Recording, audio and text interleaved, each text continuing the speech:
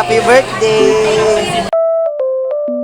Hi guys! Samahan nyo naman kami sa aming A Day in My Life plus birthday celebration vlog. At syempre dahil birthday ko, kailangan kong magsimba para magpasalamat sa panibagong taon na ibinigay sa akin kahit walang handa. Kunti nga lang pala dyan ang nagsimba kasi ang aga pa. Pagkatapos ko nga magsimba ay umuwi na agad ako. Pagka-uwi ko sa bahay ay nag-asikaso na din ako kasi magkikita nga pala kami ng mga dati kong co-teacher. Magkasunodan lang din pala ang birthday namin kaya pinagsabay na namin ang pag-celebrate. Hihintay na nga din pala ako dyan sa kanila nung sinakayan nila. Nung nakita ko na nga yung bus na sinakyan nila ay pinara ko na para sumakay. Pero hindi ito tumigil dahil punong-puno na pala yung bus. Kaya naman ang ending ay sumakay ako ng jeep at sumunod sa kanila. Pagbaba ko nga pala ng jeep ay naglakad na ako papasok. Dito nga pala kayo magkikita sa may Robinson. Habang naglalakad nga ako ay naisip ko na gulatin sila mamaya. Nung nakita ko na nga pala sila ay umatras muna ako para magtago. Ayan na nga pala sila yung may color blue na paper bag sa ibabaw ng lamesa. Pagkakita nga pala namin ay simula na agad ng kwentuhan. Mga bandang alas 12 na nga ay nagutom na kami kaya naman kumain na muna kami sa may Jollibee. Habang kumakain nga pala kami ay kunento ko sa kanila yung na-experience ko habang sila ay hinihintay. Sabi ko nga sa kanila ako yung literal na naghintay pero iniwan. Tawa nga kami ng tawa dun sa nangyari. Sabi nga nila akala daw nila hindi na daw ako susunod kasi naiwan na ako nung sinakyan nila na bus. Sabi ko naman syempre susunod ako kahit iniwan nyo na ako. Marami pa nga pala kami dyang napagkwentuhan kasi mahigit isang taon din yata nung huli kaming nagkita. Kasunodan ko nga pala ng birthday ang nakaputi din sa kanan.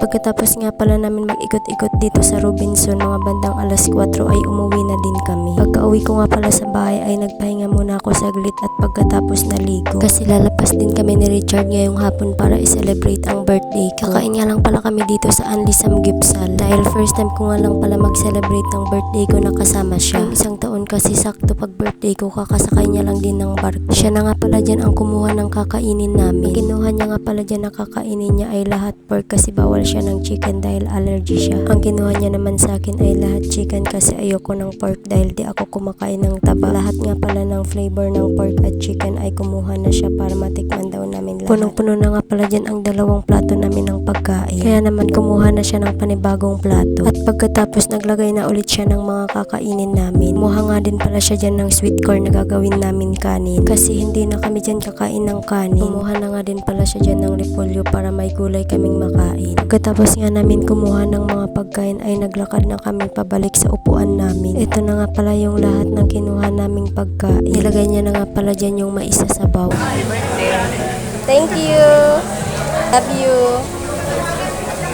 Humingi nga pala kami dyan ng siomay dahil nakakatakam ang laki. Ayan nga at nilaga na namin ang mais at gulay sa sabaw. At pagkatapos nagsimula ng magluto ng karne si Richard. Dahil nagugutom na din pala kami ng mga oras na yan. Nabaliktad niya na nga pala dyan yung mga niluluto niya. Naluto na nga pala dyan yung ibang karne. Kaya sunod ko na dyan na nilagay itong siomay na piprituhin namin. Nilalagay na nga pala dyan ni Richard yung mga nalutong chicken sa plato ko. Dahil nga gutom na kami kahit hindi pa luto lahat, nagsimula na kaming kumain. Nauna na nga pala ako dyan kumain dahil binabaliktad pa ni Richard yung niluluto niya. Kaya nga pala natatagalan siya dyan dahil dumikit na yung balat ng siomay sa kawali. Sabi nga ni Richard hindi daw pwedeng lutuin dito sa kawaling mababaw itong siomay dahil dumidikit niya. Sunod ay hinahati muna dyan ni Richard ang karne na kakainin niya. Sunod niya ay nagsimula na din siyang kumain. At nagdemo pa nga siya dyan sa akin kung paano daw kainin ang lettuce. Ilagyan niya nga lang pala dyan ang lettuce ng pork na niluto niya at pipino bago kinain. Sarap na nga daw siya dyan. Thumbs up pa nga siya dyan dahil masarap daw yung ginawa niya. Mahilig din kasi siya sa mga ganyang gulay. Sabi niya pa nga ay vegetarian muna daw siya ngayon dahil bawal nga sa kanya ang mga malalansang pagkain kahit karning manok. Nilaga ko na nga lang din pala itong siomay dito sa sabaw para maluto dahil hindi talaga siya maluluto doon sa pinagpiprituhan namin. Kumain na nga pala ulit ako dyan. Umalis nga pala dyan si Richard dahil kumuha siya ng plato at baso. Tasa nga pala dyan ang nakuha niya na lalagyan namin ng sabaw. Kinikwento ko nga pala sa kanya dyan yung mga nangyari sa akin ngayong maghapon. Sabi niya pa nga sinulit ko daw yung pagkikita naming tatlo dahil inabot daw kami ng hapon. Sabi ko naman sinulit talaga namin dahil holiday at walang pasok lahat. Kuha na nga pala ako dyan ng sweet corn na nilaga namin at nilagay ko na sa tasa na kinuha niya. Nung natikman ko nga na medyo matigas pa ay binalik ko muna ito para lagain ulit. Humigop nga din pala ako dyan ng sabaw dahil nasarapan ako ng lasa. Kinukuha ko na nga din pala dyan itong mga siomay na piniprito namin para dun na lang lutuin sa sabaw. Kakain na nga pala ulit kami dyan pero biglang tumugtog yung birthday song. Kaya naman napalingon muna kami dyan. May nagpa-surprise pala sa my birthday. Kaya naman sabay-sabay nagkantahan yung mga crew na may dalang cake at banner. winner. Tatlo nga pala dyan yung kinantahan nilang magkakasunod na parang isang pamilya lang. Sabi ko nga dyan kay Richard, sabihan niya din yung crew na kantahan ako at kunyari di ko alam. Sabi niya naman nakakahiya daw dahil wala naman daw siyang binili na cake. May kinantahan nga din pala sa harap namin na bagong dating. Sabi nga pala ni Richard nakakahiya daw magpakanta kasi dadalwa nga lang daw kaming magkasama. Sabi niya pa nga sa sunod na lang daw para bongga na yung surprise. Sabi ko naman ay ayos lang kasi ang importante andito siya ngayong birthday ko. Dinero ko pa nga siya na sabi ko kapag sinurprise niya ako sa sunod gusto ko yung bongga talaga. Sabi niya naman ay oo daw. Sunod-sunod pa nga pala dyan yung kinakantahan ng happy birthday habang kumakain kami. 5 siguro kami dyan na may birthday ngayon kasi 4 yung kinantahan. Nagbibiro pa nga din dyan si Richard na kunyari tinatawag yung crew at sinasabihan na birthday ko nga din daw at kantahan din daw ako. Katapos pala namin dyan kumain, sabi ni Richard saglit daw at titignan niya daw yung motor. Pagbalik niya nga ay na-surprise ako dahil may dala na siyang regalo.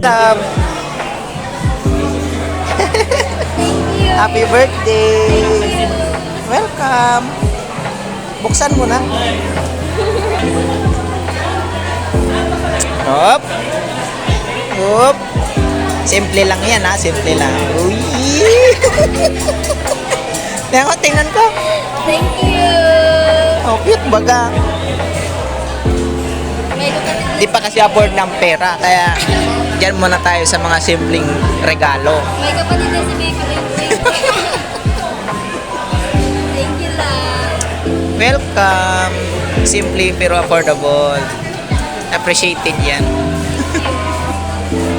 Pagkatapos nga pala namin mag-unboxing ng regalo niya sa akin ay umalis na kami dahil gabi na din. Naghihintay nga din pala kami dyan na umalis yung nagpipicture doon sa my heart dahil magpipicture din kami pagkatapos nila. Akala ko nga pala dyan pinipicturean niya na ako dahil sabi niya mag-post na daw ako, yun pala binibidyoan niya pa rin ako. Sabi niya pa nga parang endorser daw ako ng regalo niya. Sabi ko naman sa kanya mahal ang talent fee ko ng pag-endorse ko ng regalo niya. Kaya naman tawa siya ng tawa sa akin. Ito nga pala yung presyo at menu na meron sila. Yung 249 nga lang pala ang binili namin dyan. Pagkatapos nga ay umuwi na kami. Nadaanan nga pala namin itong sikat na Pilgrim City of Naga dito sa may rotonda. Pagka uwi ko nga sa bahay ay naisipan ko ulit i-unboxing yung regalo sa akin ni Richard at yung regalo sa akin ng kaibigan ko. Ito nga palang una kong binuksan ay yung regalo sa akin ni Richard. Ito namang sunod na binubuksan ko yung regalo sa akin ng kaibigan ko na kasama ko kaninang umaga. Yung kasunodan ko nga pala ng birthday ang nagregalo sa akin nito. Pagkatapos nga ay may nakita pa akong letter sa loob ng paper bag. Beshi, happy birthday. Happy ang heart ko kasi kami ang kaiba mo now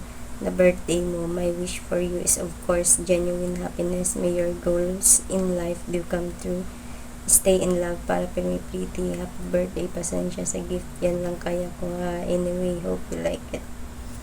I love it, Beshi.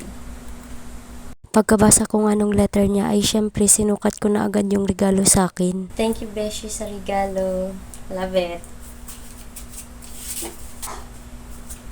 Thank you. Love you.